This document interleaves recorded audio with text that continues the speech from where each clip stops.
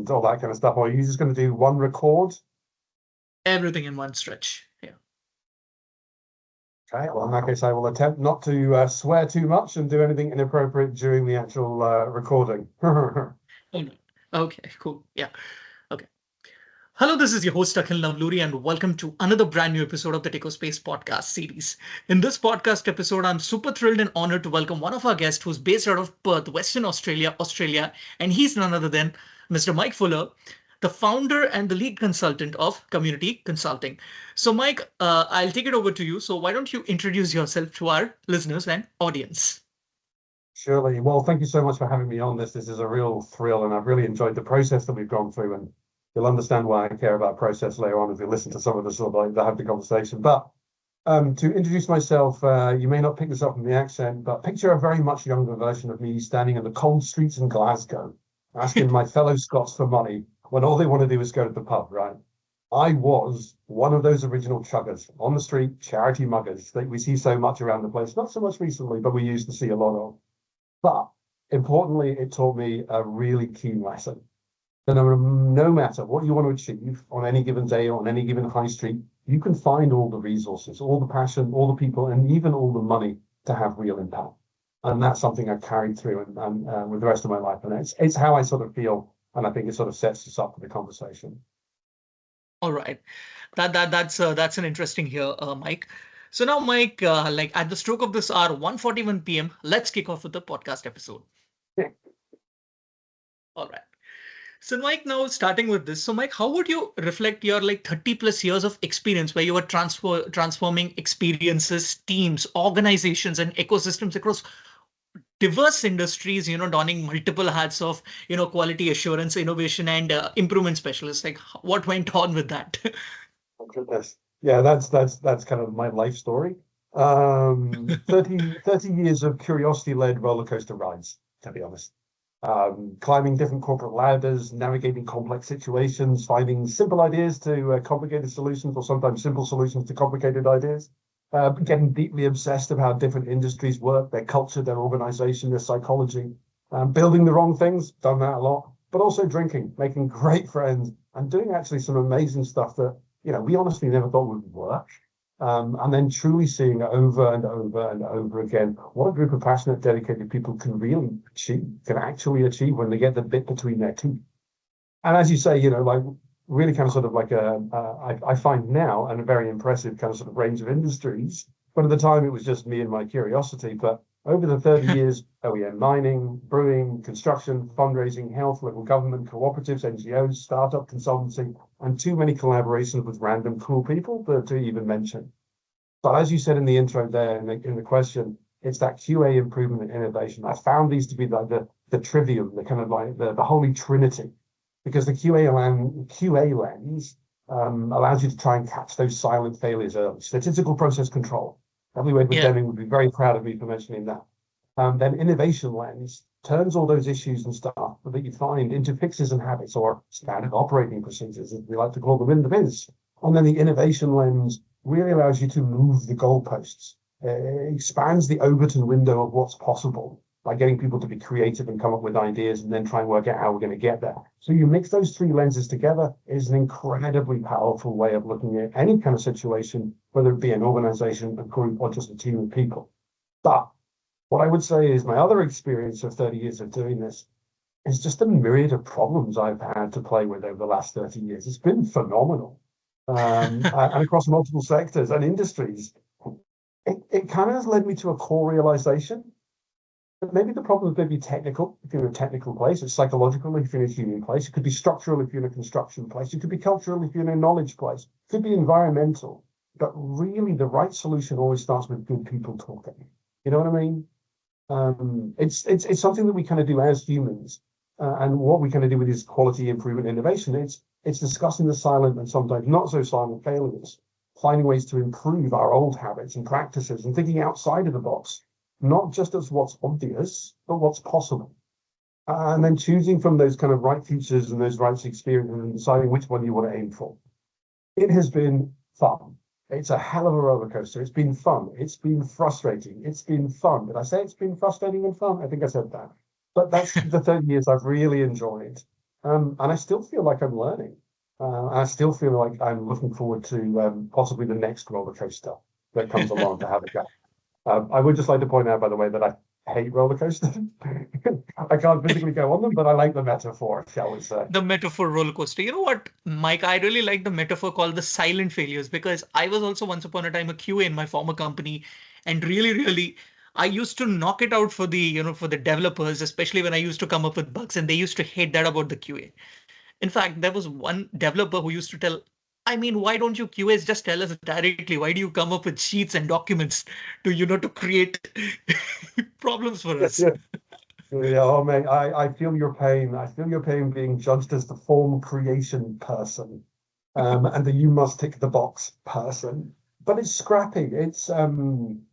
And we'll talk, and some of the other questions kind of sort of lead to this as well. But it's this idea that we're attempting to implement and put control over what is effectively an uncontrollable environment, where we're pretending like we have control. And forms make us feel very secure. And as a QA person, one of the things that always sits in the back of your head is that when you walk into a room, nobody wants to talk to you because you're apparently here to tell them they're doing their job wrong. When I was always Everything. just curious about how they did it, why they did it, but sometimes, Exactly.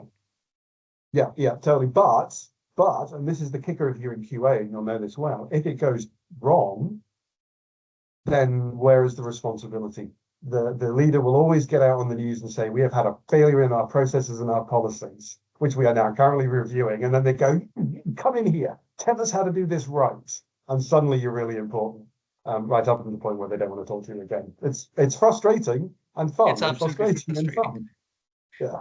It's fun, yet it's frustrating. It's an achievement kind of a thing when you find out the bugs, but when you get when you face a lot of stick from the developers, you feel like you're almost in a corporate war, or let's say a tug of war going on. Totally, totally. Never underestimate people's ability to not get the point of something that will actually help them if it does something or changes something that they enjoy doing or get value out of, even if it's in the company's best interest. I have to Exactly. do it this way. I once heard of a job, and I shouldn't tell stories, but I will. I once heard of a job where somebody went away on holiday and their boss had been trying to convince them to do a process better, more efficiently, because they were taking a week. And they went away on holiday and the boss changed it while they were away, came back and said, your job now fits in Friday afternoon. Here is a selection of other value add tasks that our customers want, but you could do. Which ones would you like to do? Possibly not very human centered, not very kind, and not very ethical, but the point was there. They could have done it better. But that's a conversation for later, I think. Exactly. That actually completely makes sense. Now, I just wanted to understand this, Mike. Why do you always prefer the human-centric design and the strength-based practices over these traditional and niche approaches? Yeah. I often get asked that. But in my mind, it's kind of like a choice. My mind is full of choices and pathways. That's all I ever see in my world. I'm like the kid in the sixth sense. I see choices and pathways instead of dead people.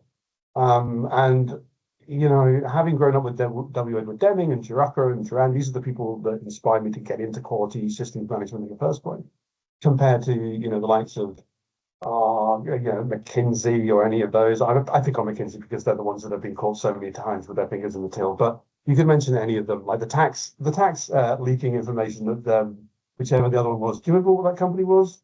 The Australian government. They were helping the Australian government with their tax advice for Uh, companies, and then they were Not pretty selling that sure on advice that. to they were selling that advice to international companies basically for profit, which was a little bit underhand and a little bit dirty.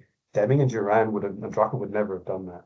So yeah, there's this kind of sort of idea that human-centered design and strength-based approach has got to be it's got to be a versus. It's a competition between these traditional and these approaches, which to me feel a little bit like profit-centered design and weakness-based exploitation. I mean, it's a kind of a cheap rhetorical trick, but my point is, what other way is there? We're human beings and we have strengths and weaknesses. I mean, if you're making something for me, you're pretending to make something that is to satisfy a deep need and want that you've identified through whatever process. Talk to me. Come and talk to me and ask me what I want. Let me play with it. Let me touch it. Let me feel it. Let me experience it and learn from my experiences. Don't tell me how I should live my life. And if I'm not a runner or anybody like that, please don't make me run an ultra marathon in order to be able to get the thing that I desperately need. That's not my strength. It's not where I excel. I excel in sitting down and talking to people, as you'll find out in this conversation. But I think perversely, the reason why this is so ingrained that it's all about the people and it's all about strengths is because I did my quality systems management degree at the Scottish College of Textiles. Not intended. I was doing a school exchange in America and I came back and found the welcome back and it said, don't go to Edinburgh where all your friends are, go to the Scottish borders to this textiles college. Now, I like Scottish rugby and that's the home of Scottish rugby, so I was happy. I got to see Gregor Okay. Townsend up close playing rugby, but they were full of designers and creatives and human-centered design strengths-based is just what designers do, fashion designers, textile designers. And so, that really kind of sort of just got drilled into me and I've done it ever since. But and I find this really interesting. And I'm not saying that I'm clever or anything, but I have watched over the last 30 years the management frameworks catching up to that idea that those designers knew instinctively. From ISO 9000, very prescriptive, very procedural, very policy, to human-centered design, TEAL, distributed governance models, and a greater focus than ever on customer journeys. But it's all traceable back to those OJ thinkers, those Demings, those Duckers, Durants, plus passionate designers. They're all about capturing and sharing insights, turning improvements into good practice or soft, experimenting and innovating to find what moves the needle about what's possible. I love those people. I love those conversations. That's so amazing. And so human-centered design and strength-based approach, they work. And they work at scales that people don't think is possible, seemingly impossible situations.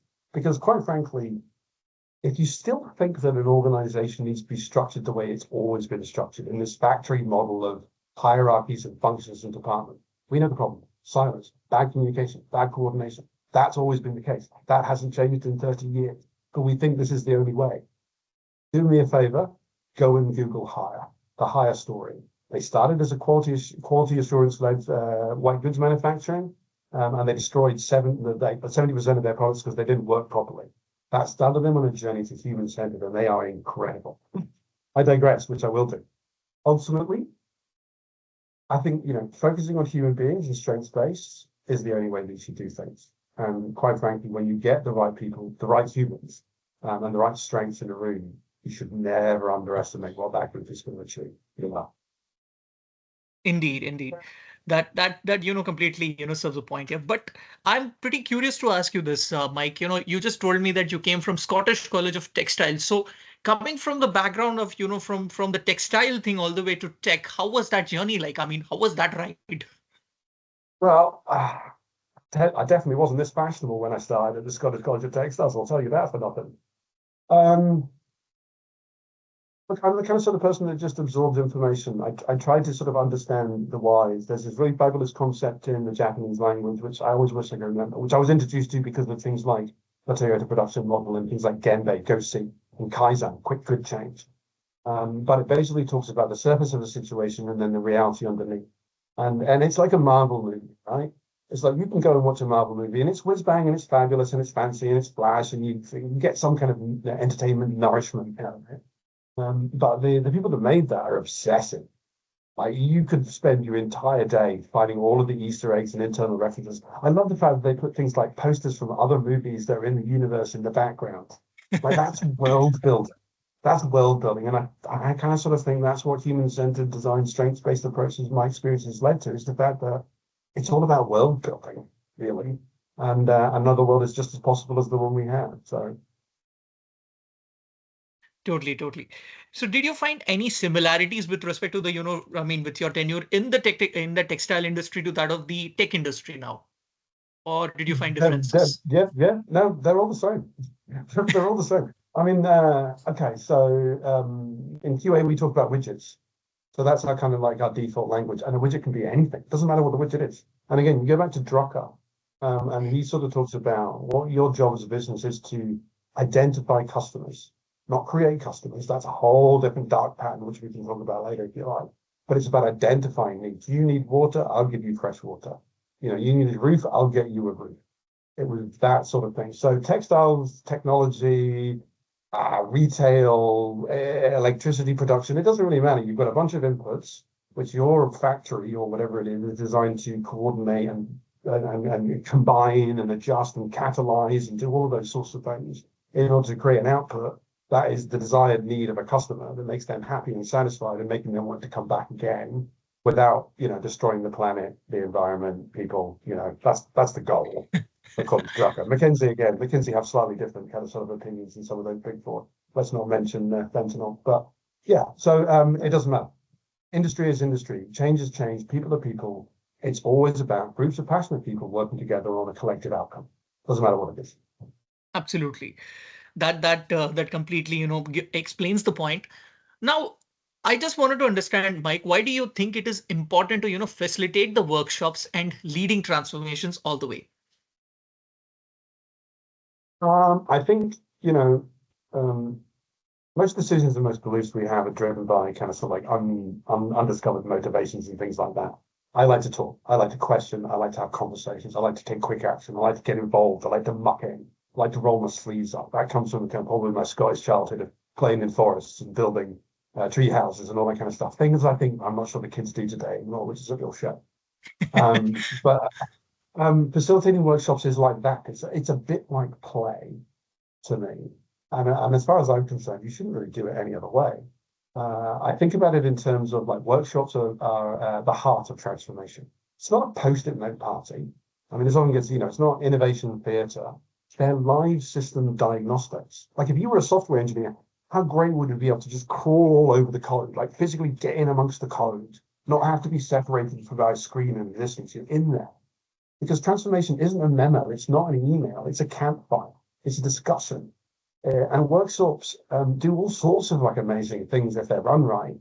They surface those hidden strengths. Who knew that Barbara was incredibly good at public speaking off the cuff? Because she always seems so quiet, but man, she can pull it together when she needs to. But it also does the other thing of flipping the lights on, so the whole room can rearrange the furniture together. So you don't coming in and tripping over something that somebody's put there and you don't know why it's there. It serves as hidden talents. It dissolves turf wars, which are usually based on misunderstandings and communication errors, rather than sort of, I really do truly hate you. Nobody hates anybody. They just think that they're doing something that's impacting them and they maybe don't know about it. So it helps dissolve those turf wars as you create that whole room ownership, if done right, is my caveat on all of these sorts of things. Because we are all in this together until it's done. If you're in a workshop, you're in it till it's done. It's blitz mentality, right? At the RAC, and I don't recommend you do this. At the RAC, I say I do recommend you do this. At the RAC, we did 16 5-day sprints, one a week for 16 weeks. As a coordination and a facilitation, that is like running ultra marathons one a day for 16 weeks. I do not recommend it. But the big uplifting culture and ideas that happened because so many people were having conversations with people about ideas and frustrations that they'd never talked to because they were on a different floor or in a different pod, and politics ensues, Right. And if the listeners and watchers want to experience that for themselves, my favorite exercise is using the unspoken value chain or unspoken and spoken value chain. You will get so many instant aha moments, as in, oh, that's why my inbox is full of rubbish, and some embarrassment moments where they're like, oh my God, that's why I'm filling up your inbox. No, I'm terribly sorry about that. But again, you do not get that in Teams and with emojis. You only get that in human contact because that's how we've done it for thousands of years. That's what our brains are used to. Don't put a screen in the way. So I mean, long story short, which is something I'll probably say a lot of, it's about getting the right people in the right room and staying there until it's done. It is so much more satisfying than kicking the can down the road as we do in all of these sort of regular meetings where you meet, you discuss, and then poor Brian has to go and wordsmith it and write it up 2 weeks. You'll be lucky if you get it back in 2 weeks. But if you're in a workshop and you're there for 5 days, well, then you get in, you get it done, and you get on with the rest of your day. You don't make the update the important thing, you make the impact the important thing. Don't spend half an hour preparing to give me an update, spend half an hour actually impacting something. And I believe workshops do that. But our kind of normal course of doing things allows us just to kick the can down the road for another 6 months. And we never really get there. But we feel so busy. So busy. Yep. So since you just just talking a detailed thing about workshops and the 5-day workshop period that happens. Now, does community consulting post the workshop, does it I mean onboard different people to different projects? Does that process go on, or is it like with respect to the business or clients that you're working with? Community consulting is, I guess, at its heart at the moment, kind of just like a standard consulting. I know that's a terrible thing for you to say. No, sorry, let me rephrase that. We are incredibly special and unique in the entire world. No, what we do is we do the kind of sort of classic thing of we talk to our customers, we identify what their experience, their lived experience, their living experience, what the challenges are, what they need to get. It's very classically the 4D, if you want to do the double diamond. It's discovery. And everything starts with discovery, and discovery is a conversation. And you go from discovery into sort of like design and deliver, and all like define and deliver and design. I get them wrong now. There's 163 different models going in my head. That was a line I used to have in a Oh workshop. I was man. like, there are literally I've got a book at home, 163 different ways that we can solve problems coming from all sorts of industry. But today we're going to create one that works for us. That's a workshop line, because that's what it's about. I am a post modern structuralist, which basically means all models are wrong, some elements are useful. So I pick and mix to find the right approaches for the right people. Oh, well, I try to, anyway. Doesn't always work. That's brilliant to know, Mike. Now, Mike, if we will talk about community consulting in deep, so can you just give me an insight about your company, Community Consulting? About the types of technologies that are used and the type of approaches that it follows, the type of strategies. And having said that, like which industry or domain does your do your clients or business fits into, or they belong to? Cool. Yeah. Now the community pitch bit. Community. Yeah. Um, I mean, this has been around for a while, but legally probably 10, 15 years, I think. But I've always considered what I do to be consultant. Always. Because of exactly that QA thing that we talked about. We've always been slightly the outsiders. Loved and then hated, and then loved and then hated. And in fact, I even once wrote really long letters to the Big Four, like McKinsey, about begging to join them. But luckily for me, it didn't work out, and I ended up in brewing instead. Scottish and Newcastle Brewing. The best 5 years I could barely remember. Absolutely fantastic. But then since then, every 3 to 5 years, I've jumped. Entirely new industries, usually at a lower management level, so I could work my way up because it allowed me to sneakily do really cool projects, as well as make a lot of noise and ask a lot of questions. So I guess community was kind of born out of that spotting of that repeat pattern of pain. So silos, hero leaders, underutilized community capital, organizations craving connection, stakeholder engagement, the ecosystems they wanted to build and enable, but they lacked the scaffolding and the language. And QA allowed me to sort of like pick from all those different areas and try and build the scaffolding and try and help them craft their own language so they could solve their own problem. So for me, Yep. community has been a kind of like a lifelong journey of R&D, which is rip off and duplicate, to rematch and to repackage, to find the best way to get the right people in the room to talk about the right stuff and come up with good solutions. But basically, I guess to answer your question properly, 3 key insights that you probably need to know. Oh, shit, I only 4. Anyway, we love clients with a strong social purpose or instinct. Social entrepreneurs, NGOs, local governments, community groups, basically anybody that wants better experiences and better outcomes for their community. And to your point, and to what I said before, we pick and mix from the best strategies, the best tech, the best tools, the best people that we found and they found, and we kind of discover and kind of define and design our way through it, the challenge. Because it's really always about trying to get to that impact soon, the impact they need now, but always with an eye on what's next, and always with an eye on what's possible, and always in a human-centered design way that strengthens everybody's capability through active learning, I believe is the term, for the next round of focus action, but because there will be another round. So community consulting, as the name might suggest, is kind of a community approach at its heart. Community You know? approach. Yeah. Yeah. I mean, you know your lived and living experience way better than I do, right? You know what you've tried, you know what works, and you know what you want. We know a bunch of tools, we know a bunch of tech, we know a bunch of strategies, we know a bunch of really cool people. So why don't we pool our resources and see if we can find a really cool solution that fits, not fatigues. It's a modest goal, but that's what we try to do with everybody that we kind of sort of work with. Yeah. Now, I mean, I'm just pretty curious to know, like, what are the types of technologies, let's say back-end technologies or front-end technologies that you have used in your organization, Mike? Oh, I can't really think of anything that I haven't used. I mean, most of the organizations we go into Microsoft shops. So everything's Microsoft. So I played around in Microsoft, and most of the time I once taught myself how to do access databases, if that's even still a thing. I don't know if that's even still a thing. But I've certainly found, and this comes down to the good people and the passionate people. I could spend all day long learning how to do Power BI and Power Automate and set up Fabric or Trello or any of the other Miros or any of those kind of sort of things. But I can tell you this, there's somebody out there that knows it way better than me and can run the system like they're like a virtuoso pianist or something. Happens, yeah. I once saw a guy, okay, I once saw a guy, he was in his 50s or 60s, and the computer monitor that he was using was still that green cursor. You remember the green cursor before, Microsoft introduced kind of like the object-oriented graphics and email double-click icons and drag and drop and all that kind of stuff. It was all cursors. This guy would honestly tell me that he could not use technology while he was not looking at the computer and entering data into this computer system. He was entering data in screens that hadn't even loaded yet Oh because he my, knew this system that's so genius. well.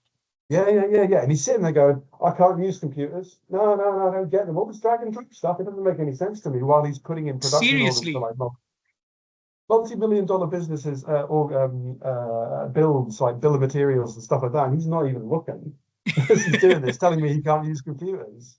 It's that mindset, it's that mindset. But he was a virtuoso genius. So I am completely tool tech systems agnostic. I played with a lot of them. I haven't played with so many because there's so many out there. And now with the exploding of AI, it's just getting insane. But what an opportunity. There's some really cool stuff coming. Really cool stuff. Indeed. Now, if I just wanted to know, like, what type of, clients or business does let's say, what is the domain that your client or business, pertains to? Is it from the mining side? Is it from the fintech side? Or is it from the legal side? Like, where do they, come from? Well, the simple answer is I don't really care. And that's not because I'm kind of like, oh, just give me the money. All I want is your money. I don't really care where you come from. I care what your intent is, and I care what your taste is. So if your intent is to come to me and say, hey, Mike, we want to strip out 50% of the staff and make this really efficient and make it really cost effective, my immediate question will be why and what are you doing with those staff? Like, there's a choice that you're making as a leader. And I understand that you have to make some tough decisions in commercially sort of like challenging environments. And I've worked in commercially challenging environments. So it always comes back to that intent and then the taste, because your intent will inform what we do and how we do it. And the taste will inform what you select, what comes out the other end. And this sounds a little spicy, but I've been in situations where I have done the work and I have not been happy with the experience that I've delivered or the outcomes that were finally agreed upon, which is why if you go to my website, communityconsulting.com, you will find the very first thing on there is better experiences and better outcomes. And that's the thing. So I believe within a mining company, yes, there are definitely people that are in there. I know we need resources. I am a little bit aggrieved with some of the techniques that they use. But if there's good people in there, they do a lot of environmental reconstruction and do a lot of really good stuff. So possibly. But really, I prefer the kind of sort of the pure breeds. That sounds like horses or something. But like the pure breed local government, NGOs, social entrepreneur, community groups that want to do something. But the people that are underserved, that McKinsey wouldn't touch, because how do you make profit out of people? Well, obviously they know how to do that, but they don't think that our social sector is worth playing in at the moment. But they're coming, and that worries me. Absolutely. Now, in your experience, I'm pretty sure, like, suppose if anyone approaches you and they say, Mike, we are a retail company, or let's say we are a textile company. So what is that type of, technology, front-end technology or back-end technology would you reckon that, we can start up with? So what would you say to them? Oh, look, I always go, I created this a long time ago. It goes pants, project, plans. Well, let me get this right. I haven't said this for a long time. Augmented, automated AI. That. So, the tools and the stuff don't matter. It's that journey of we're flying by the seat of our pants here. We're barely holding on. That's kind of like a startup environment, or where some seismic sort of like changes happen in your context or your competitive landscape or something. But it can be just organizations, right? I've seen plenty of organizations that have been around for long enough, and they're literally still in stage one for most of their operation. They might have turned some stuff into projects that they repeat, like building a house. They might have got quite good at that as an analogy. The better organizations have got into the process and they start to see things as networks of flows of information and flows of activity. You start to get into the ISO standards and the Lean and the Sigma kind of sort of world here, and we get to sort of process.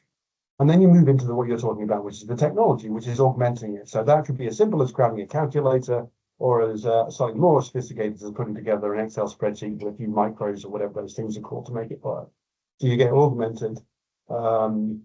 Automated, obviously, we're talking Power BI, but equally there's Zapier and 8N8, which is now you can integrate agents into your workflows and things like that. You can build those in Maker and all those sorts of like platform background builders, and that leads you into the AI.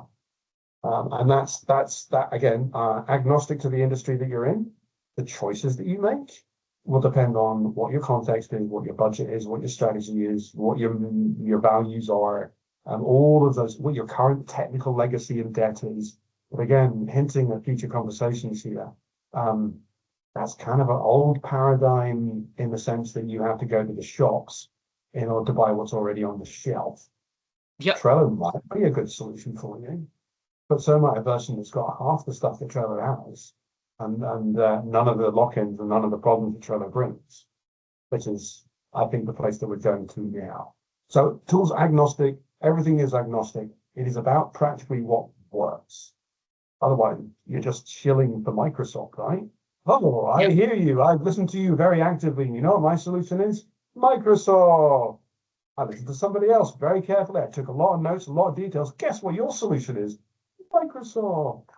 It's not true. It's never been true, but marketing is very powerful and convenience is very powerful, which is why we're all on Microsoft. I'm on Microsoft. We're on Teams. Love them. Don't get me wrong. Sorry, ranting again. All right. Now, heading on to your tenure, Mike. So, Mike, would you like to, share with me and our listeners your experience of being the founder and the lead consultant of your company, Kamunity Consulting? Yes, I would. I'd very much like to, but I feel like I'm about to go on another massive rant. It's still a roller coaster. It's still a roller coaster, man. It's still a roller coaster, and I still see the same pains. Silos, hero leaders, underused community capital. I see it everywhere. Again, Sixth Sense kid me. And I feel kind of a bit like and I'm 48. Thank you for saying I don't look it. But I feel like I've been on the front line of a war of waste and problems for over 30 years. I'm fucking tired. Because we're just repeating the same failed strategies with different names. ISO 9000, Lean, Sigma, Agile at Scale. We're all trying to do the same sort of thing. And a lot of people are making a lot of money off selling these books and these training programs and things. But all we're doing is saving another 10% by reducing waste or developing another plan that mostly will never happen. Doing the same thing again next year. And as I say, the makers of the books and the training courses, they're definitely profiteering. They're making a lot of money. And somebody's getting promotions by saying, hey, everybody, we should introduce Agile at Scale. Look at me, isn't this a great idea? I've got all this thing. Have I human-centered it? Have I based it on strength? Maybe, if you're lucky, they have. But I hear so many stories of Monday morning leaders that have just read another book or read an article on Medium over the weekend, and they're like, hey, we should do human-centered stuff. We should do innovation stuff. Not realizing, as one of my friends likes to say, words have meaning. Innovation is a word, and it has a meaning, it has a history, and it has a purpose, and you can't just band it around and pretend what you're doing is innovation, and it's not. So this is a really long way to keep going into saying, doing full time at Community, I've been jumping around more companies, and I still see the same thing. We have this, I don't know, this weird fragmented kind of like social capital, siloed tools and talent, critique, in a game that feels slightly rigged. And to use the word of the year is slowly enshittifying. So it's the gradual and occasionally explosive decline of service and quality product quality. And so to me, it feels like to some of the people that I talk to, the people are really desperate to get some sense of agency. They want to solve problems. They want to do better, but they don't want to swap their skills without having to swap their souls. And I know that sounds a bit hyperbole, a bit dramatic, but I'm a consultant. I don't work. I don't go into work on a Monday morning. I watch people getting on trains on a Monday morning. And that breaks my heart sometimes. Oh my God, like the automatons sat there on the phone. They don't look happy. They don't look like they're about to go and do something fun, but it's convenient. And this is the trick. It's convenient. The career pathway is convenient. It's not easy. I'm not saying that. You have to work your butt off in order to stay where you are and get ahead. But it's standard and it's traditional and we understand. And it is also slowly enshittified. That is also true. Two things can be true at the same time. So being a founder and a lead consultant is hard. It's really hard because you're off the beaten track and and it's challenging, but it's also stimulating and it's also exciting. I'm a believer in the growth mindset. Nothing is an obstacle, it's an opportunity. That's what strategy was all about. The word strategy comes from the Greek. It's a Greek word for the commander that surveys the landscape of the environment the Okay. battle is about to be fought on and goes, there's a hill there. Do we take the hill, go round the hill, go under the hill, ignore the hill? That's what strategy is. And that should be reflected and it should be constant. But that's Oh, not how we do it. Yeah, it's not how we do it. So it's inconvenient at the moment to be a founder, a solo founder, and a solo lead. But I don't think I'm that because I have a community of people that I talk to and can bring into any project from all sorts of walks of life and all sorts of domains. Some really kooky and interesting and weird people that are obsessed about one thing for most of their life. And now we can just sort of like swap skills and share. We can swap skills, not souls. But it's changing. So that whole inconvenience, changing. And the solo entrepreneurs and some of the people that I'm talking to really upping their impact and their capability. And they're using AI to do it. Not AI as the answer, not AI as the Lord and Master, not AI as our new overlords, but to make what they do more convenient to them. And not waiting for Trello to release the new feature or Miro to make an upgrade or somebody else to do the thing. But they are literally vibe coding and using 8M8 or Zapier or whatever to connect the tools and the tech and the people and to build the suite of office functions and advisors they need.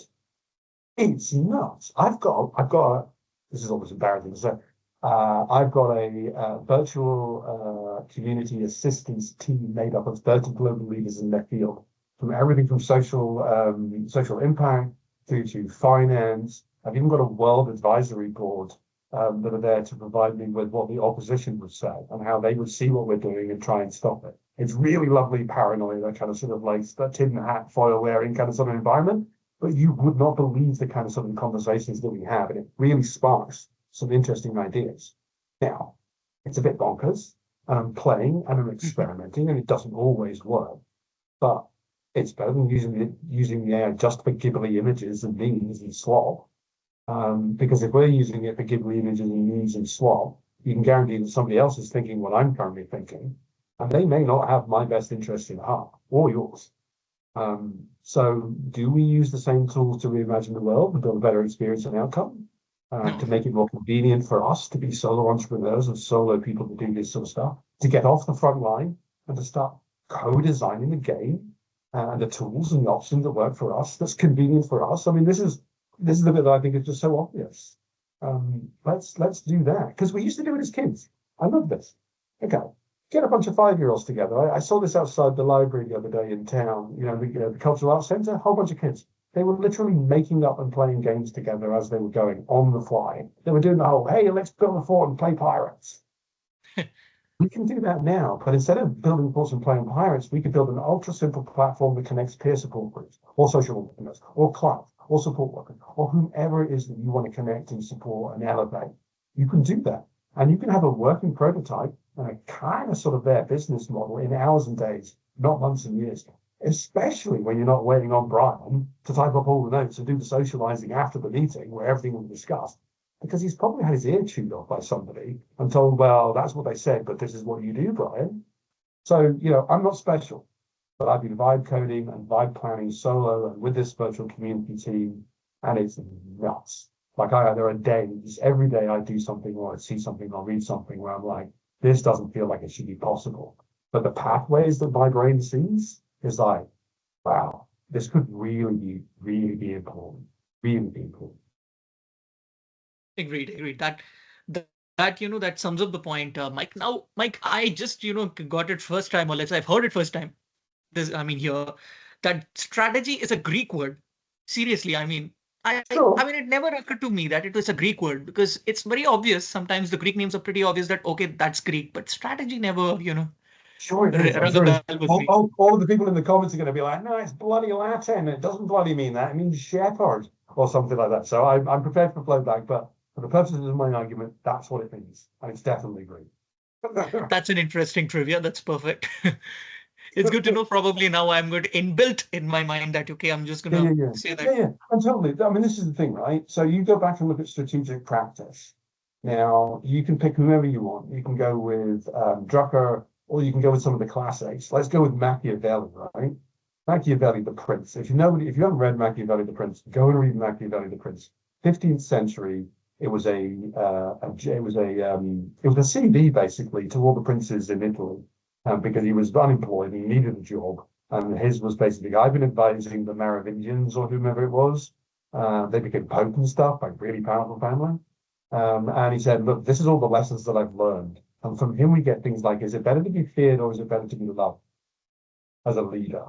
And, scapegoating, that's one of his. Like one of the examples was, instead of you as the leader making an unpopular decision, get somebody else to make that unpopular decision. And then when everybody hates them, as the leader, step out, cut that guy's head off. Because everybody will be satisfied. Because, oh, that guy's dead now, and the leader cut his head off. What a great leader it is. But the leader was the one that did it. These are rules that he set down on how to do leadership. Edward Bernays, the inventor of public relations. Let's not go there. He used his uncle's Freud's kind of like knowledge to create freedom flares or cigarettes for women. He did all sorts of wonderful things. Oh, mine. Yeah. Yeah. Yeah.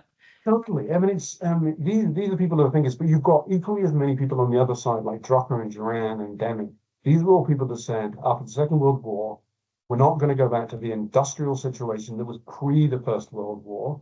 We're going to build a better industrial system that actually takes account of the workers. Let's stop putting children into threshing machines. Wouldn't that be nice? Let's, have educated, let's have support, let's have objectives that are measurable and performance that can be tracked and support the development of the people, not just hit them with a stick or fire them if they don't do what they're told. And again, this is where I get all ranty, but there is a point to this. We built this world. We made choices in this world. And we Exactly. built a world increasingly concentrated in convenient but fragile corporate supply chains. But at the same time, we've created a world of fragmented social connection and capital. We used to be communities. We are not. We are consumers. And we're just tired of it, I think. I think a lot of people are tired of it. This is what the customers and people I work with, they're kind of tired of it. They want to do something different. They want to connect. They want to swap skills. They want to swap knowledge. They want to swap experiences. They want to do insights and give each other kudos, like high fives and cash. But they don't want to surrender their sanity or their equity or their agency to do it. And I think we're in a position where that might be possible. Maybe. Yeah. I mean, as we're just, going inside the conversation, I mean, we're just coming up with a lot of trivia. I mean, it's a trivia for me. For you, it's, it's obvious and you just, read about it. For me, it's a trivia, new things, uncovering a lot of reference. things. You'll learn this. I love a good pop cultural reference. I love pop culture. Brilliant. That they're good. I mean, they're a good set of references. But now, Mike, if I would just like to, ask and understand this particularly, like, what is your take on, early stage startups, innovation, consulting, and social innovation? Like, how do you, put these three together? I love them. Social entrepreneurs, innovators, early stage startup, fabulous, real life agile problem detectors. Always on, always looking. Again, like the kid from The Sixth Sense.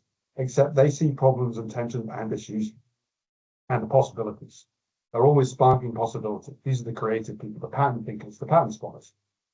But social innovators are the key, because these people are smart and they're able to analyze situations. They're able to sort of like break them down. They're able to look for options. But you can't make a decision based on rationality. And there's also the lovely brain science, and I could go into it, but it's more pop cultural trivia. But ultimately, you cannot make a rational decision without an emotional input. If you don't care about which potato you have in your dinner, they're all potatoes. They've all got pros and cons, but pros and cons have emotional weight. So if you don't have an emotional element, a connection to it, you're never going to make the right decision. You're just going to make a decision and probably post-rationalize it why it was the best one. So the entrepreneurs, the innovators, the inventors, absolutely key. But the social people, the social sort of entrepreneurs are the people, because they're the people that will provide the rocket fuel. And together, both of those groups will outlearn, outmaneuver, and outconnect incumbents. That's why guerrilla warfare is so powerful against massive armies. Try invading Afghanistan and tell me that small, motivated people that are passionate and technically savvy can't defend something or can't do something. I think it's called the graveyard of empires, Afghanistan. Everybody's tried. The British, we tried 3 times. Failed every single time. never mind. And so yes, love these people. I'm a wordy person, as you know. So I have an issue with the word. Because there's kind of a sense that you're supposed to fit the definition, one of those definitions, to be one of those people. But they're just fancy terms for what people have always done, right? Talking about things that annoy us, asking and speculating as to why it is that way, and then, if you can, doing something about it.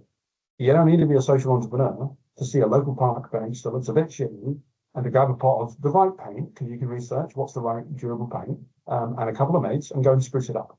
You don't need a title for that, because if you do, then I need to go and tell my 81-year-old mum, who does that sort of thing, that she's a social entrepreneur. She'll be thrilled. Don't get me wrong, she'll be delighted. She'll understand what I'm talking about, but she'll be polite and she'll be like, "Oh, that's great. Oh, I do like to be a social entrepreneur. I like social." But again, Drucker back in the 1560s, this is finding real customers, finding real needs, not the dark hustle, which is making and creating and exploiting needs. I need McDonald's. I want nutritious food, but I buy McDonald's because it's bloody convenient. But I don't make anything off it. They make an absolute shit ton. So it's like this kind of sort of like weird sort of situation. So we as human beings are always trying to find solutions to stuff. That's what we do. We're always asking, why did this thing happen? That's what our brains are designed to do. So let's bring those people. Let's look at real needs, real issues that affect us all, and let's focus on those. Because, and again, I have a lot of opinions, but my opinion, my spicy take, is that trying to innovate without the community, without asking the people you're trying to serve, without the community, is expensive and potentially damaging guesswork. It's really easy to launch something that has negative side effects. When we first discovered uranium, Marie Curie and all the rest of it, yes, she was a scientist. She also had a factory producing uranium type products, or she had friends that had uranium factories. They put it in bread, for God's sake. But like, hey, this uranium stuff, should we put that in bread and milk? Yeah, let's do that. That's a great idea. They didn't ask anybody, they didn't do the science. They just put it Sorry, in food. what? Bread and uranium? That's pretty bizarre. I mean, Yeah. Well, it's the atomic age. These apparently this uranium that made things glow had mystical magical powers, and it could solve everything from erectile dysfunction to stomach upsets to whatever. So they put it in everything. Google that stuff. whoa. Yeah. You think chlorinated chicken coming from America is a threat? Just have a look at what's in your food science stuff that you buy. Some of the stuff in the supermarket ain't food, it's chemistry. Okay, so to always double down on that point, there's a very wise thing that my grandma once said, is that never go into the center of the supermarket, only go around the outside. Because around the outside is fresh bread, fresh fruit, fresh vegetables, fresh bread, milks, dairies, all those kind of meats and everything. On the inside, it's processed, it's salt laden, it's chemically preserved, it's the worst possible quality of tomatoes that they put into a can, but they've spruced it up with flavorings and things to trick your senses into the fact that you're eating something useful and something good. But she's like, Something different, if your yeah. loaf of bread sits on your counter and does not go moldy within 4 days, it's not technically bread.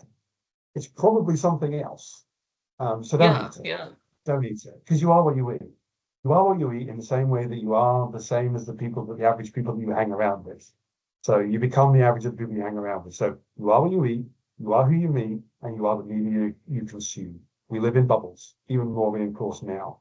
But that is causing this kind of like weird sort of trinity of problems. So spicy take, but innovate without a community, expensive and dangerous. Innovate with the community, or leave the community without innovation. It's potentially lovely if you live in a nice area, but it's going to be enshittification, and it's going to be horrible if you're not in that area. So what we at community always try to do is to bridge that gap between the two worlds, brilliantly obsessive finders and solution tinkerers, and the world of passionate good people, through a rhythm of chats, focused facilitation and action, and sort of like, get it done, let's get it done, let's get it out, let's get out of here. And then rewards and reviews, and meaningful reward, because continuous improvement is totally a thing. And Napoleon was the one that kind of invented the idea of giving out medals and stuff. I'm not particularly into baubles and medals, but some people like baubles and medals and badges. I like cash. I like food. I like experiences. If you could put me in food and experiences, I'd work for you for that. I'd do that. I'd work for you for that. because money is only there to buy me food and experiences. If you can give me the food and experiences, why do I need the money? I don't need the money. I've got community. So yeah, we use the same rhythm. That's basically what it is. People are vital though. Absolutely. Absolutely. That is there. Now, we were just asking about your tenure and we were just talking in depth about it. Now, if I would just like to ask more about community consulting, I just wanted to understand this. Like, I mean, do you have any success stories that you would like to share with respect to, the community consulting? I mean, through this podcast session. Oh man, so many successes. Because again, when your metric for success is weighted towards people rather than pure ROI, and that kind of sort of like 3% growth thing, then I mean, again, I see success everywhere. I see green shoots of success everywhere. The world's going to hell in a handbasket, but I'm an incredibly optimistic person, and this is why. Because it doesn't matter what goes on; it's about what people experience and what people do. And I see really good things for people all over the place. But in terms of kind of like what's the word? Bankable success. Life without barriers, foundational moment. What a team! And we're still hacking stuff together today. We still hang around. Now, we haven't worked together officially for like 15 years. And I was an unwanted state quality assurance manager at that point, But at the peak, there was like 8 of us. And we had allies all over the organization and all over the state doing some amazing work, including what was probably one of the earliest 5-day design sprints back in 2016, with the frontline back office and customers. And those interstate colleagues, we were discovering, we were hacking, we were packing, we were checking what works along a core and very complex and very emotional customer journey in human services. Absolutely fantastic. With that under the belt, I went and won my first hackathon, the WA Health Hack, with a team of people I didn't know. Just walked in, used the kind of like the human-centered and strength space and said, hey, look, I think this might help us. We won the competition, and at the end, the judges said, you all should have done what this team did. They didn't just build something they thought people wanted. They came with a bunch of ideas and immediately ran out of this room, left you all here, and talked to real people on the street to see if they were even heading in the right direction to start with, before they committed code, before they did anything. Human-centered design, strength-based approach, because I can obviously go and talk to people on the street. I have no issue with that. Remember, I was standing on the street in Scotland doing it, so I can do it there, I can do it here in Perth. I'll tell you that for nothing. And then I just did basically a whole bunch of really cool things. I got to the Bridge Smash Challenge finals that year as well with an idea called Supportal, with a whole bunch of really cool people. They didn't want to fund us because I didn't want to sell it or do an IPO and give them like a 10x return. So yeah, the VC people that we met were not best pleased with me, but I didn't really do it for them. Wasn't doing it for them. And then I did one of my other favorite ones was a year 9 3-day long hackathon with the kids to basically do placemaking. And we had like, I don't know, there must have been a couple of 100 kids roaming the streets talking to members of the public. We'd staged some, like local shop owners and stuff, to be outside so they could have a conversation. But they were just talking to random people on the street, trying to understand what they loved about the community, what they didn't love about the community, and how they might change that. We then brought them back in, and they went through all the various processes, yada, yada, yada. They did a big pitch presentation in front of all their peers and all the teachers and the community members at the end. Prizes were awarded, all that kind of stuff. And one of the things that happened is the winning team then went on to go and pitch to council, and their idea was selected and their idea was implemented, which was a not fully you kind of sort of like skate park, but kind of like an almost hacked together, nailed in the ground, but still safe one, next to the chess area, next to the library area, so that the chess people and the young kids and the old community and the older people in the community could all bump into each other. Not physically, not with the skateboards, because that would be bad, but to connect and to be in the same space and therefore potentially have a conversation that they wouldn't have had. Absolutely fabulous. For those people that are watching that want metrics, RAC, we saved $500,000 in 9 months and a backlog of other improvements that were going to add value, add delight, remove cost, and make the experience better for both customers and employees and stakeholders. Right.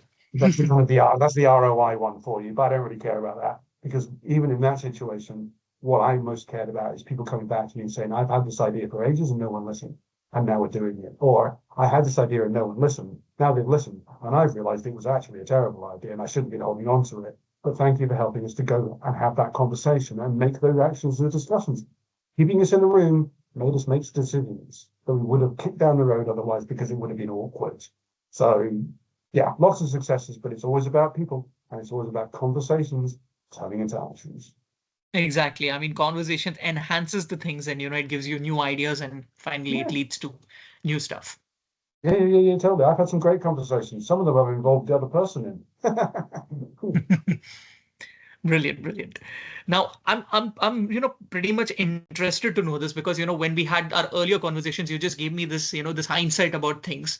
So I want to, just now, I want this to be unveiled with respect to this podcast session. So, I mean, just can you give me an overview of, community as a platform where they're connecting with different communities, turning their plans into dialogues, and again, they are again connecting with, their respective communities. So how does this process work? And, give me a more insight about it. I certainly would love to, and I'm certainly not going to. Well, I'm going to give you a bit. I'm going to give you a bit, because technically speaking, what we're building, what my group of lovely, diverse and crazy people are doing is that we're building this out at the moment. So we're a bit still in stealth mode. But what we're trying to do is we're trying to capture that community DNA. And I mean that community with a K. Oops, that way, community with a K, but also community. I had a really good thing the other day that reinforcement learning is the critical AI evolutionary tool that is more powerful than people think. It's akin to when Einstein, pop culture reference coming. It's akin to when Einstein said the most powerful force in the universe that he's ever found is compound interest. Not gravity. Really? Yeah. Okay. Not the weak nuclear force or the strong nuclear force. Compound interest. Classic quote. Because it Wow. is 3% a year is exponential growth before you even realize. That's a logarithmic scale growth. That's not linear. That's logarithmic. That's where you get the hockey stick in the graph. And you can only do that if you are doing that reinforcement learning. So that's what that is the fundamental paper version is continuous improvement. It is retrospective. That's the paper version of it. But AI is able to do that at an incredible speed, which is why I can go from not being able to play Go to being world champion in a few months and wiping the floor with anybody that steps up to try and do it. So what we're trying to do is try to combine those kind of sort of like ideas. So community and what we do, which is tool agnostic or whatever, but going through that process of human-centered and strength-based approach. Community wisdom, lived and living experience, because if you've lived the experience and left, it's not the same as still living the experience. People that say, I pulled myself up by my bootstraps, and therefore everybody else can, they're not pulled themselves out of the same river that somebody else is in now because the world has moved on. It's not the same situation. So you can have lived experience. I love that. And you've still got to have people with living experience, because these are the people that are going to be impacted the most and probably the ones that are going to profit the least. Whereas the living anyway, okay, I'll go into people. But yes, so what community does is it tries to bring that DNA and the community together and then provide a way of building that community strength, building that community muscle, continuously improve and to learn and do retrospectives, but along a very familiar path. Chat. Spark ideas about what you care about. Focus and act. Turn those campfire sparks into lightweight or complex living plans, and picking the tasks and nudging them forward, and always falling back on your community when progress is interrupted by, fun. You don't get much. How many holidays a year do you get in your company, and how many sick days? So they've sat down and worked out the calculus that you're allowed to have so many sick days and you're allowed to have so many. But if you overspend that, it's on you. Life is allowed to get into the way as long as it doesn't meet their statistical sort of like their level, in which case it becomes a pain in the ass, and your job's Right. on the line. Community is not that. If you can't do something, it's because of life. Well, there's a whole community of people behind you. Like, just because you can't mow the lawn today doesn't mean the lawn doesn't get mowed. Your dad does it, or your wife does it, or the son does it. He complains, but he does it because you're a community. So have the chat, have the focus, have the action, and then, as we say, review to find out what are the lessons, feed them forward, build a collective genius ready for the next time, because we're going to be doing this again. Create libraries, but libraries of lessons and tips and tools and technologies of what's worked, so that we can collectively bring that together, so that when you're doing something, you're not taking every step by yourself. Those steps are being done by somebody else. So you're already 3 or 4 steps ahead. And then a key thing at the end, rewards. So whether that's skill swaps, kudos tokens, cold hard cash. Remember, I do like profit. If you go away from this thinking I don't like profit and he's anti-capitalist, you would be wrong. I like it, but I also respect the fact that there are other things that are valuable. Pay me in experiences, pay me in box of organic food, pay me in vans, like the shoes, not the vehicles, because that's all I ever wear mostly. Pay me in high fives. You know, whatever it is that I need at that time is what I would love to be paid in. Cash is easy, but it's not necessarily what I want. It's the things I can buy. So, chat, focus, app, rewards, review, and reward.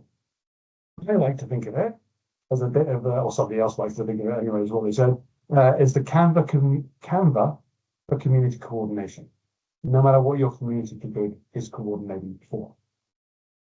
But I've already said too much. I'm not going to say any more. But if you are curious, we are about to launch some community clubs. One is very much focused on good people, so our clients that normally would be our clients. So good people that want to use something like a tool that's not Trello and it's not Miro and it's not Teams and it's not Facebook and it's not TikTok, where they're actually in control of their own conversation and not being, not being curated and angered for profit. So you can have a conversation with the right people to get quickly aligned and compound these good acts. So you want to use something like this? If you want something like this to exist, give us a shout. If you want to help build something like this because you've got experiences of projects or human-centered design or anything, because it's all encompassing in that sort of sense, give us a call. Get in touch. Like and subscribe below or whatever the stuff is. Do you say that at the end of these things? I'm never quite sure. I think, Mike, you should do that. Once we conclude our podcast, you can definitely, pitch it out for sure. Awesome. Yeah, look, to sort of like round this up a little bit, the core belief here is that any community needs to be built by the community that cares. Don't do it to me, don't do it for me, don't do it at me, do it with me or not at all. Is a classic sort of refrain. So I want people to go to community.ai, so KAMUNITY, community.ai. You can find out some more, you can drop an email, you can comment, because as I said before, we're at a really interesting time. And we've got some really interesting choices ahead of us. I think we have the right intent. And we might not have to choose between doing good and getting paid. I think that's a thing. So, don't know, let's explore it. So again, leave your comments below. And if you would like to bring your messiest business, we'll make it community business. And we'll see what works for you. So that you're fit, not fatigued. Brilliant, Mike. Now, Mike, what gave you this idea of, bridging communities together? Like, when was that, that eureka moment for you that you wanted to do this? So many, to be honest. Just that repeat experiences of walking into a room with people I don't know to facilitate through a process that I've talked with people, and then coming out with amazing outcomes. But I guess one of the things that really drove it home to me is my 81-year-old mother. She wasn't 81 at the time, but she likes to go traveling because she loves to expose herself to other cultures and situations that you normally wouldn't put yourself in. A lot of people can go to your resorts and your nice places, and if you've got families and stuff, I totally get that. I would do exactly the same. She's never really been like that. So she ended up in Harlem in New York. Well, yeah, absolutely. She did say, "I think we saw a dead person." And so we're kind of like, great, excellent. My old mum is wandering through like criminal ghettos. Oh my God. Stepping over dead people. And I'm kind of like, you probably shouldn't do that. She's like, don't worry, we look really poor. No one's gonna rob us. But they were staying at a halfway house. So, like the concept of a halfway house. It's that idea. Okay, so a halfway house is that idea that, coming out of prison, when you've been institutionalized in prison, coming out and getting a job is really hard. Society has already put a cross against your name, possibly for very good reasons. But if we believe in restorative justice and the idea that when you come out of prison, you have served your time, you have done your bit, you have atoned to society. And I think that's an important thing because crime is very visceral, it's very emotional. And there are multiple ways of doing it. Like I won't go into a comparative analysis of different criminal justice systems, but you go to Denmark, it's massively different to the way it is here. And it's massively different to the way it is in America, which is incredibly punitive. 3 strikes and you're out for the rest of your life. Seriously? Who hasn't made 3 mistakes in their life? Because some of them could be tiny.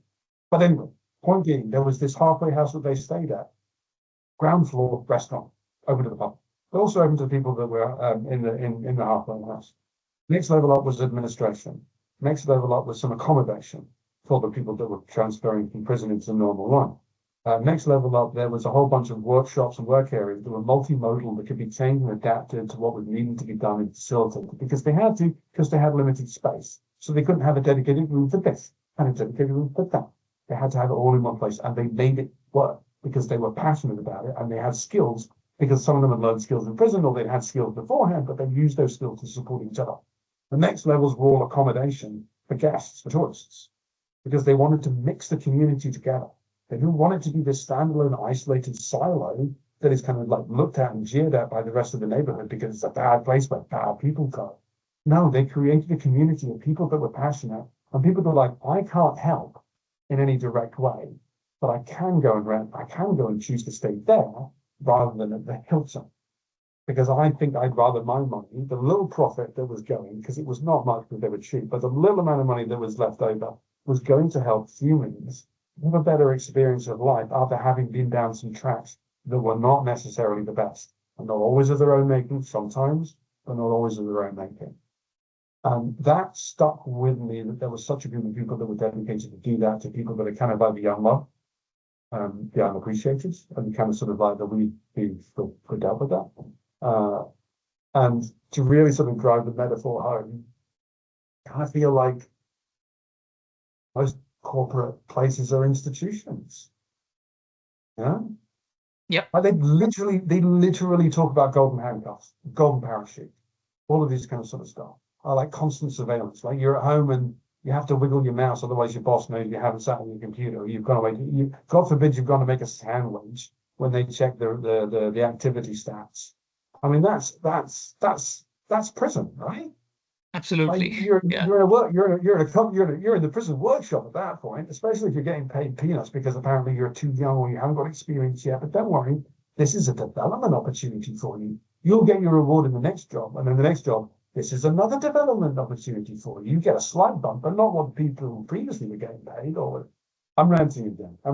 But that is the thing. Community. I have a dream. The community is the halfway house for people that are transitioning from a job that they probably don't like as much as they could, to doing something that they like and does good.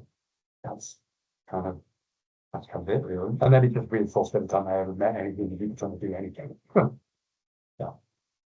That's a pretty interesting premise, Mike.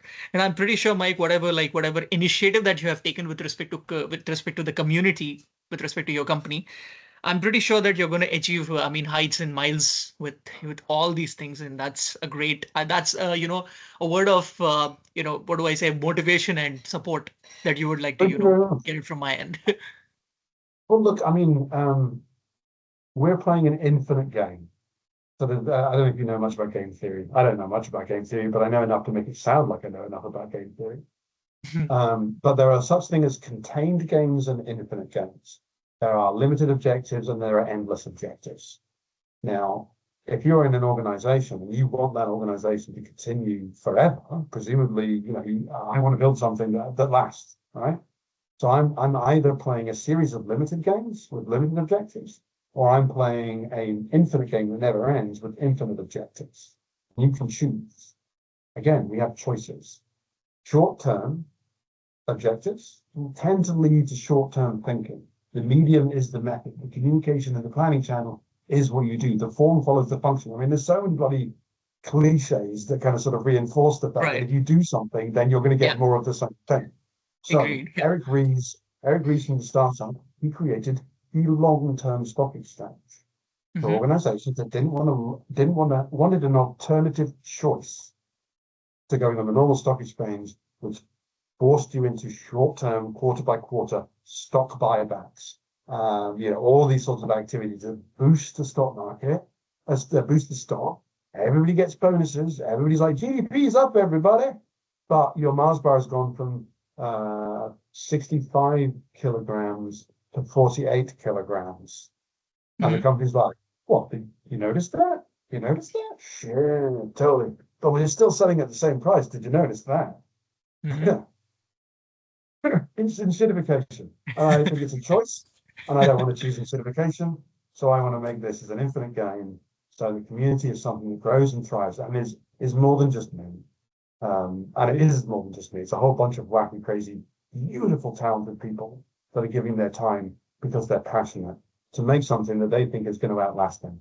To plant a bloody tree that, Mm-hmm. yes, they're going to get the shade from, but so is everybody else for generations. That's the goal. A bit ambitious and maybe a bit egotistical, but having grown up and done the startup stuff, they basically talk about big, hairy, audacious goals. So go hard or go home. Aussie, Aussie, Aussie. Completely. That's good to know, Mike. Now, Mike, we'll take a pretty lighter route. Like earlier, we were just talking about your tenure and all about the technicalities and all about how you have started in your journey, and then with respect to community consulting. Now we're going to take a lighter route in the form of a rapid fire round. So Right. it's going to be a very quick, about likes and interests and all of that. So the first question to you, Mike. Go. So, Mike, out of these sports, which is the one that you prefer the most? Is it rugby or is it football? Oh, easy. Rugby. Rugby's a man's sport. Football's for ballerinas that fall over and then perform on the ground. They're like, I don't know. Yeah, yeah. Rugby. And bloody not rugby league, rugby union. No, no, All right. real So sport. who's your favorite rugby player? Since you just have mentioned about the Scotland rugby team, if I'm not wrong. So who's your all-time favorite Scottish rugby player? Oh man, I grew up in the days before it was professionalized. So Gregor Townsend was like in the modern game. I can never remember his name. Jeff something. He was the kicker back in Scotland in '96 when we won the Calcutta Cup, which was about the last time, and won the Six Nations, which was about the last time. Hastings, Gavin Hastings. They used to call him the Donkey. And one of my best friends at school, his dad was known as a donkey for entirely different reasons, which I won't go into on this podcast. Family show, to misquote the Bugle. Yeah. Totally. But they're an amazing game. And also, what I love about it is it was always a community in Scotland. It was always a community thing. It was always like they would come off the farms and then they would go play rugby. Whereas the English, and I'm not bagging English, but I am Scottish, so I am bagging English. But I love the movie. My mum's English. Yeah, the English used to go to their hoity-toity fucking fancy elite schools, and then they'd go play rugby. Whole different thing. They were professional, and we were just sort of like amateurs that had fun. But we did really well. And I'm glad to say that we're doing really well again. We're not great, but Scotland's doing really, really well again, and challenging and beating the English, which is good. Right. Now, I mean, you just told me about community. So probably, I believe the concept of community, or let's say the name for your company, community, comes from, I mean, all those experiences that you have had in Scotland. Like Oh, in the community world. connects community. Yeah, absolutely. I mean, that's it. Community is the foundation of everything that we do as a species. Always has been, always will be. Whether it's a community of practice, a community of passion, a community of place, that doesn't matter. We've all got these myriad of communities, and I kind of sort of think it's time to use those communities for good Yep. and for social change, because quite frankly, we kind of all benefit from that. I'm not like a Marxist or anything or a communist or any of that kind of sort of stuff. I don't really believe in those sorts of labels. I kind of just sort of like, I would like to do cool stuff with cool people in cool parts of the world. Can I do that, please? What do I need to do then? Oh, I need community. Right, well, I'll build that then. And see if anybody else wants to help. Right. Right. Right.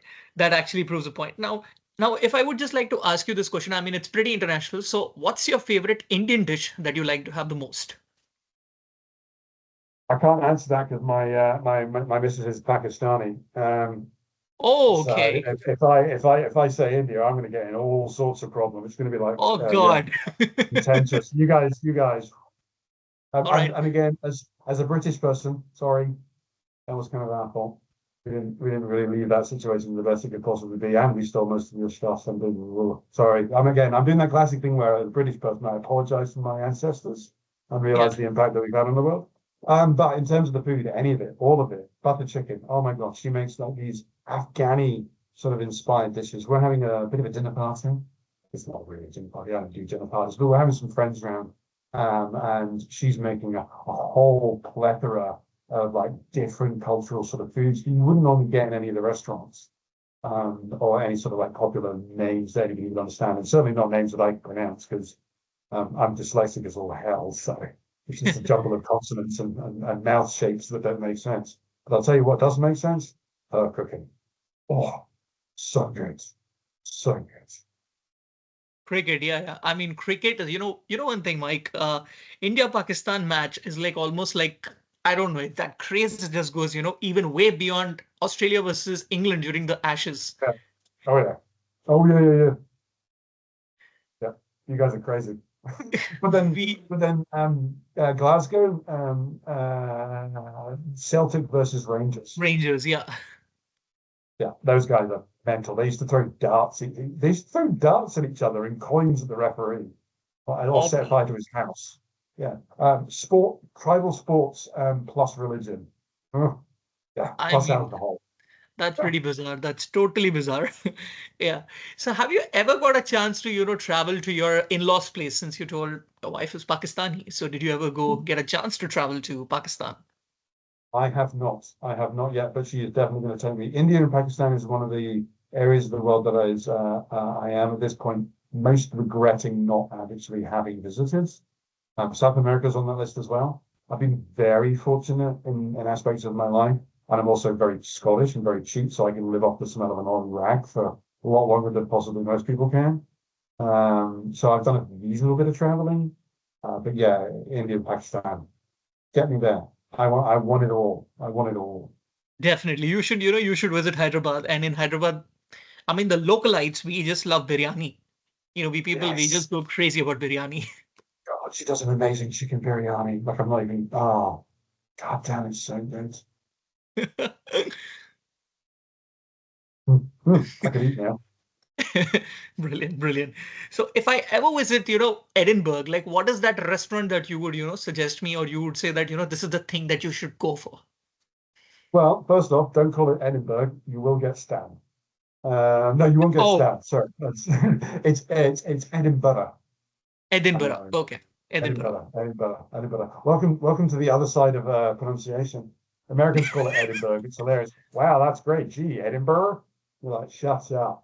Edinburgh. I don't know. I haven't lived in Edinburgh for nearly 20 years. I've been in Perth for 20 years this year, I think, or next year. Next year. Um, so many good places. Actually, freakishly enough, and it's no longer there, which is a real shame. They used to be down at Dean Bridge, which is just picturesque. Google that and then tell me that's in the center of a town, like a city, the capital city of Australia. Dean Bridge is just beautiful. There used to be a restaurant there called Lance's, and they had all the traditional like tandoori ovens and everything. And Oh, mate, those tandooris that would sorry, the naans that they used to cook in the tandoori ovens. So they were about the size of a small child. And then I came out here to Australia and I was like, "Where are you going to go to Fat Mary's or Chutney Mary's or Two Fat Indians or whatever it is?" And you get these like little kidney-sized things. And I'm like, "Where is that?" And they're like, "Oh, we can't get the proper ovens or something." I seem to remember somebody saying, I don't know what their excuse was, but yes, Lancers in Edinburgh or any fish and chip shop because you can get deep fried haggis, deep fried Mars bars, deep fried mhm. pizzas. And if you're All right. drunk and staggering home, all of those are possibly the best things you can put in your mouth. Oh my God, they're Okay. so good. Oh my All God. right. Deep fried pizza. Deep fried pizza. All right. If I would just like to, ask you this, like, which type of sitcoms do you prefer? Is it English sitcoms or Scottish sitcoms? I'm gonna betray my race and say British. See, the wonderful thing about being from the UK is that every now and again you can say I can say I'm Scottish, and then every now and again I can say I'm British, and then every now and again I can say I'm from the United Kingdom, which also kind of includes a little bit of Ireland too, and the Welsh, obviously, not forget the Welsh.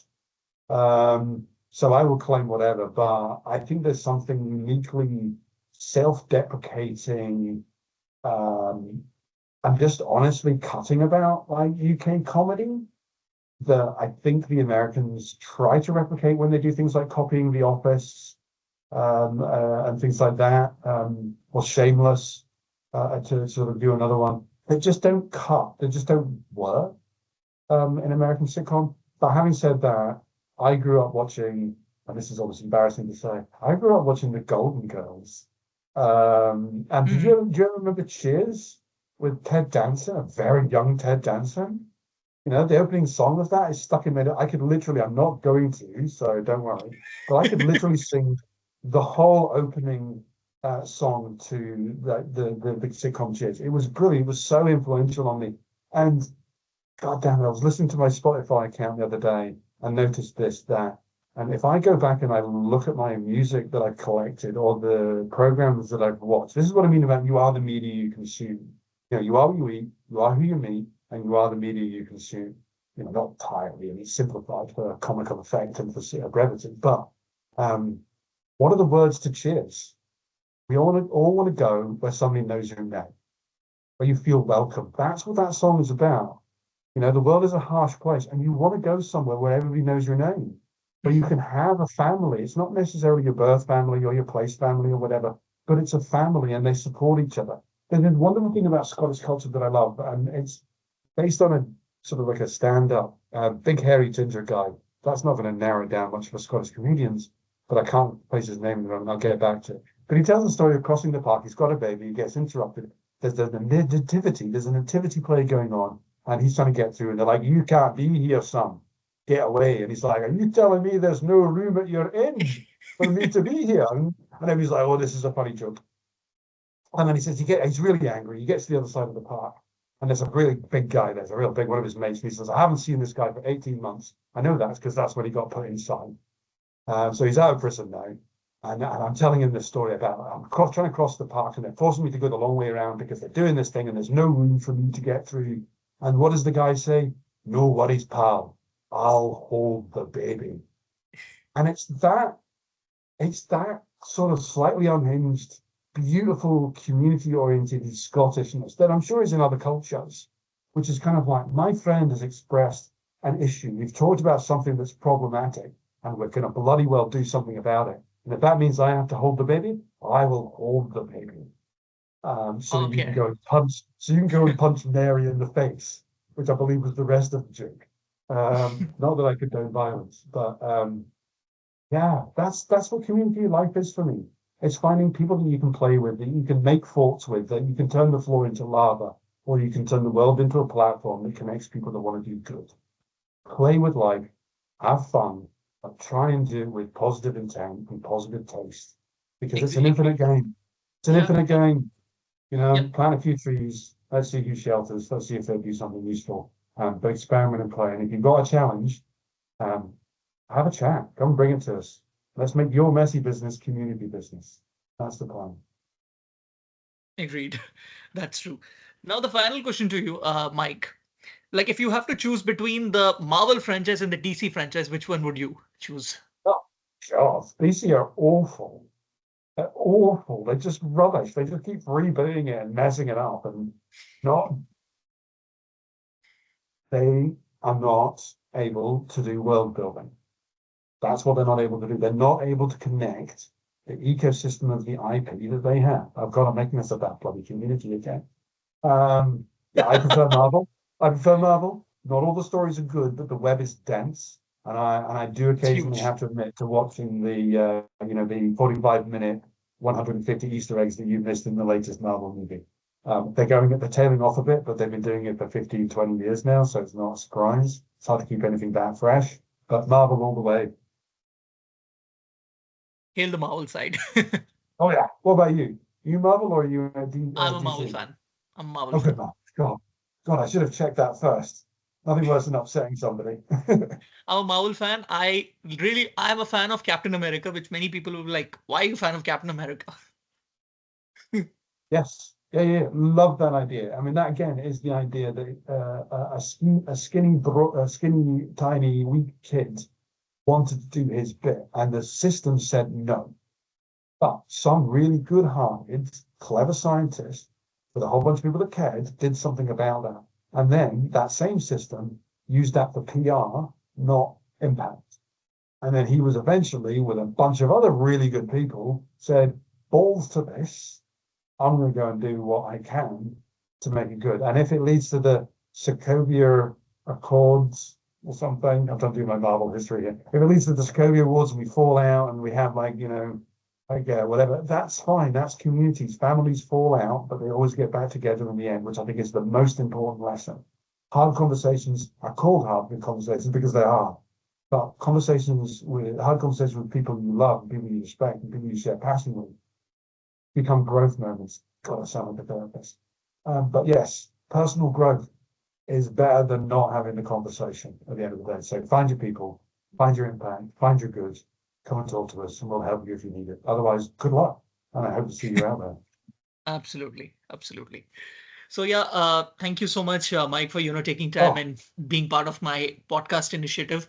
And I know, I mean, our collaboration plan goes way back. I mean, 1 month back, and we were just yeah, planning out and finalizing things, and finally it has materialized now, and it was an amazing journey all the way. it was And yes, fabulous. yeah. So, Mike, I really love the way you were just, putting across the initiative about community consulting, then about your journey, about how you Mm. transitioned all the way from the textile side to the technical side, which was It pretty was the best. interesting. It was the best. It was the best. Stupid unknown move ever. Like, who knew that was going to be such an influence? And yeah, it was. Didn't expect it. Fabulous outcome. That was a fabulous outcome for sure. And then finally, you were just talking about, the way you're connecting communities, and then and the about the things like how workshops are important and how the transformations can be led. That's fabulous. Totally, totally. I always reflect because I'm a lover of history and all that kind of sort of stuff. And as human beings, we have spent more time around campfires than office tables. We've spent Yeah. way more time sharing purposeful, meaningful, cautionary tales and tales of aspiration than we have trying to come up with competency frameworks that give you 20 things that you have to improve about yourself in order to be a better employee or pro or whatever language you want to use. Yeah. So why have we ditched that? Let's go back to campsites. Let's go back to campfires. Let's go back to stories. Let's go back to getting things done with good people. Agreed. Agreed. Yeah. That actually puts the point across. So, listeners, on this note, this is your host Akhil Navluri signing off. We would be back with another podcast episode with another industry leader very soon. So, on this note, take care, keep listening, stay tuned, au revoir, and goodbye. And thank you so much, Mike, once again. Thank you so much for having me. It has been an absolute pleasure. Amazing. All right, then. This is your host Akhil Navluri signing off. Goodbye. Thank you. Bye.